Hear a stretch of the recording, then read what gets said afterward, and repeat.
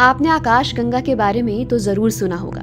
जब आप आसमान पर नजर मारते हैं तो किसी बड़े से पूछते हैं कि आसमान में इतने सारे तारे क्यों हैं और कहाँ होते हैं, तब आपके सामने आकाश गंगा का जिक्र जरूर हुआ होगा।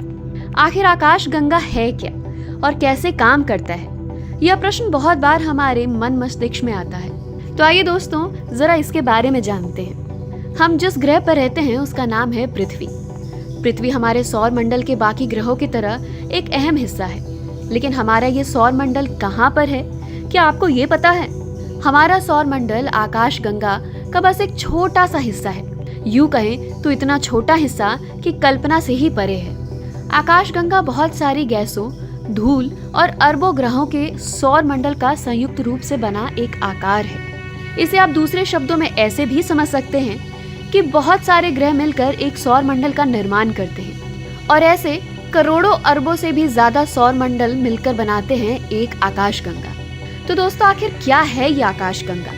आकाश गंगा एक विशालकाय रूप है जिसमें सौर मंडल के साथ साथ धूल के कणों, बहुत सारी गैसों का भी संयोजन रहता है। आकाश गंगा गुरुत्वाकर्षण बल से पूर्णतया जुड़ा रहता है। हमारी आकाश गंगा के बिल्कुल बीचों बीच में एक बहुत ही भारी ब्लैक होल भी है। इस तरह के ब्लैक होल को सुपरमैसिव ब्लैक कहा जाता है। इस ब्लैक होल का द्रव्यमान 40 लाख सूर्यों के बराबर है। जब कभी रात में अगर आप खुले आकाश को देखें तो आपको बहुत सारे तारों को देखने का मौका मिलता है, जिसमें हमारी आंखों के सामने आकाश गंगा में उपस्थित अन्य तारे भी हम देख सकते हैं। कभी कभी ये बहुत काला या अंधेरा जैसा भी हो जाता है। जब हमें कुछ ही तारे दिख पाते हैं तब वहाँ धूलों का जमावड़ा हमारे आंखों को धुंधला कर देता है, जिसे हम हालांकि स्पष्ट रूप से नहीं देख सकते। जिस तरह से करोड़ों अरबों ग्रहों से बने आकाश गंगा में हम सभी रहते हैं, ऐसे ही बहुत सारी आकाश गंगाएं मौजूद हैं। ये उतनी ही हैं जितना शायद हम कभी गिन भी ना पाएं। कुछ वैज्ञानिक मानते हैं कि इस ब्रह्मांड में ऐसी अरबों खरबों से भी ज्यादा आकाश गंगाएं हो सकती हैं, जिन्हें शायद कभी गिना भी नहीं जा सकता।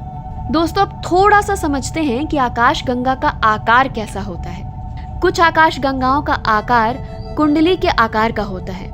जैसे हम जिस आकाश गंगा में रहते हैं उसका भी आकार कुंडली के आकार का है। दूसरे अंडाकार या दीर्घ वृत्ताकार के आकार में होते हैं और कुछ अन्य अटपटे आकार भी होते हैं जो संयोजित नहीं होते। शायद उन आकाश गंगा के कार्य प्रणाली ही उन्हें ऐसा बनाते हों। अनियमित और नियमित आकार वाले ऐसे आकाश गंगा को विशेष दूरबीन से देखने पर इसमें से हमें भरपूर रोशनी निकलती दिखाई देती है। यह प्रकाश उस आकाश गंगा का नहीं बल्कि उस आकाश गंगा में उपस्थित तारों का होता है। कभी कभी अलग अलग आकाश गंगा एक दूसरे के बहुत पास भी आ जाते हैं और कभी कभी इनमें टकराव भी हो जाता है, जिससे उस आकाश गंगा के गुरुत्वाकर्षण पर बल पड़ता है और उस आकाश गंगा में मौजूद सभी ग्रहों का विनाश हो जाता है। आकाश गंगा के टूटते ही उसमें मौजूद गैस, ग्रह सब अलग अलग होकर नष्ट हो जाते हैं। हमारी पृथ्वी भी अन्य आकाश गंगाओं की तरह एक दिन आकाश गंगा से लड़कर टूटकर नष्ट हो जाएगी।